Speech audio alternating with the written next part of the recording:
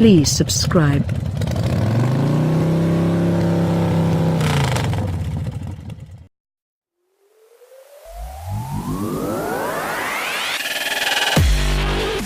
When we last subjected an Audi Q5 to our comparison test gantlet in 2013, we described its appearance and driving demeanor as that of a dinner roll. How we knew what a dinner roll drives like, we can't quite recall. We went on to point out that the Q5 was a vehicle that will offend no one and excite just as many. We maintained that we were right back then, and not just because the man who wrote those words is the one now taping out these. Right, we might have been, but 2013 was also the first year that the Q5 narrowly succeeded the A4 as the sales king of all the Audis in this land. By last year, the Q5 outsold the A4 by roughly 40%, and that was less than a decade after the sedan birthed the crossover. Obviously, the Q5's white red bloodlessness is no disadvantage in the marketplace. All hail the Pale King. For 2018, the Q5 gets not only a new suit of clothes but its first full reworking in the model's 9-year history. This includes a new generation of Audi's familiar turbocharged 2.0-liter 4-cylinder, now making 252 horsepower and 273 pound-feet of torque, plus a 7-speed dual-clutch automatic in place of the last Q5's 8-speed conventional automatic and an all-new platform that integrates more aluminum bits. But like the recently renewed A4 and A4 Railroad, the Q5 is a very familiar all-new car. At a glance, the 18 Q5 is the same vehicle, the new model being within an inch of the vehicle it replaces in every major dimension. It's 10 pounds heavier than the old one, that's the equivalent of 10 pounds of feathers or rocks or grape-flavored Pez, and a closer look reveals a couple of new curves above the wheels, a lazy, rolling wave along the sides of the thing. The Q5, like the BMW X3 and the Mercedes-Benz GLC 300, is pleasantly inoffensive, soft in shape and in impact. There are more distinctive-looking crossover options out there, from the edgy Cadillac XT5 to the grotesque Lexus RX. But there is essentially no air between the German entries in this class. They are near identical in size.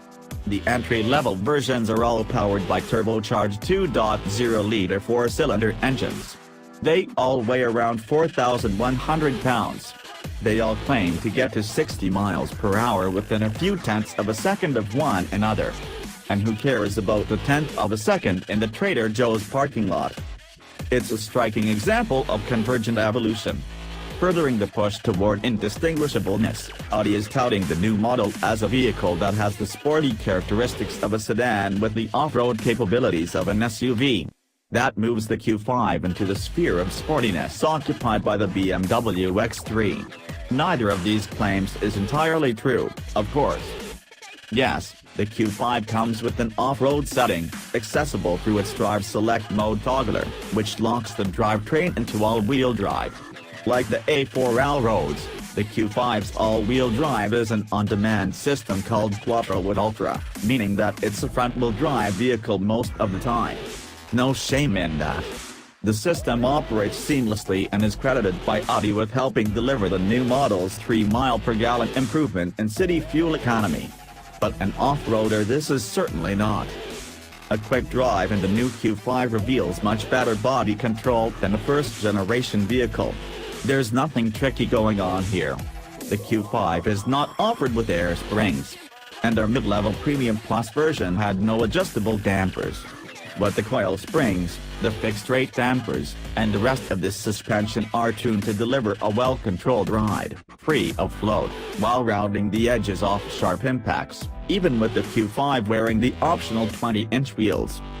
But a lack of floppiness does not a sporty vehicle make. The Q5 feels refined to the point of flavorlessness. A large part of the problem is the steering system. This is the kind of steering that gives electrically assisted systems a bad name. It's accurate, and its 15.8-to-1 ratio is quick enough, but it is so utterly devoid of feel that not only is the sporty characteristics of a sedan descriptor revealed as bogus, even non-enthusiast drivers might be put off by the artificiality of the steering. It also makes the Q5 feel slightly unsettled on the expressway as its nose seems to drift to and fro with nary a murmur through the steering wheel. At least the Q5's brake pedal feel and stopping performance, 161 feet from 70 miles per hour, are top-notch for the class. Audi certainly offers a nice turbo 2.0-liter, which is fortunate because it's the only engine available in the regular Q5. The high-performance SQ5 will be powered by a turbocharged 3.0-liter V6. It makes more horsepower than the 4s and its German cousins. Okay, it's only 12 more than the BMW and 11 more than the Mercedes, but a win is a win.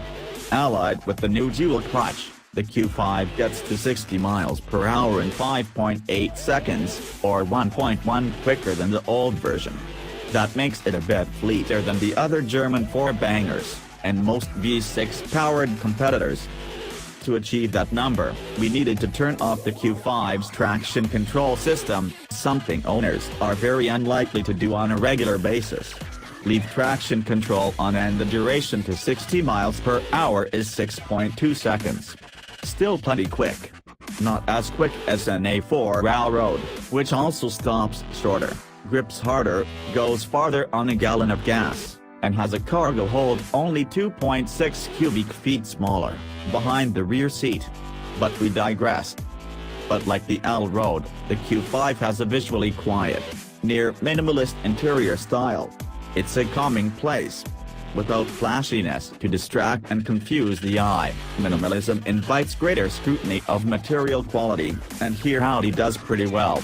The only truly cheap-feeling pieces are reserved for the back seat and cargo areas.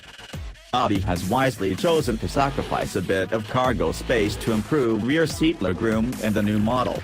The second-row seats now slide fore and aft a few inches and also are adjustable for recline. Maximum cargo space is up by a few cubic feet, to 60, with the rear seats folded. Other than our test car's optional panoramic roof cutting into rear seat headroom a bit, the rear quarters are comfortable for 6-footers, even when sitting behind similarly sized humans. Only the two rear outboard seating positions can accommodate adults. The large tunnel means the center spot is strictly for tiny people. Naturally, the Q5 comes with the most up-to-date in Audi electronics magic, including a new version of the always intuitive MMI infotainment interface and the so-called virtual cockpit, which replaces physical gauges with a large screen. It can be configured to display a sprawling Google Maps view that is sure to impress your passengers. Well, the Q5 comes with all of this assuming you pay the extra $2,600 for the navigation package, which also includes a navigation system. The new Q5 carries a base price of $42,475. Our Premium Plus test car included LED headlights, a panoramic sunroof, heated front and rear seats, a heated steering wheel, a Bang & Olufsen audio system, navigation, and various other niceties for $52,700, par for this particular haul. You might not be surprised to learn that the Mercedes GLC 300 and the BMW X3 xDrive 28i have base prices within $500 of the Q5s.